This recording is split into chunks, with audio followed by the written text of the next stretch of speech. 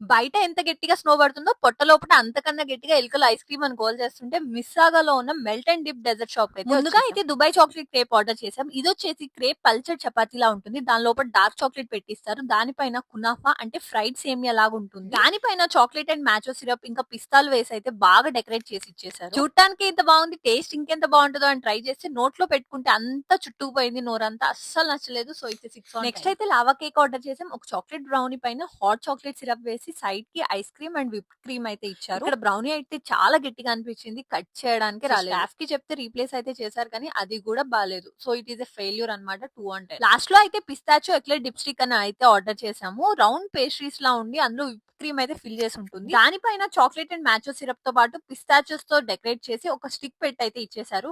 చూడటానికి అయితే ఓకేలా అనిపించింది కానీ నోట్లో పెట్టుకుంటే కరిగిపోయింది. సూపర్ అనిపించింది. ఇప్పటి వరకు తిన్న వాటిలో ద బెస్ట్ డెజర్ట్ అన్నమాట. ఇట్స్ ఇంతకు అడగడం మర్చిపోయాను, మీకు డెజర్ట్స్ అంటే ఇష్టమా? ఏ డెజర్ట్ అంటే ఇష్టమో కమెంట్ చేసేయండి.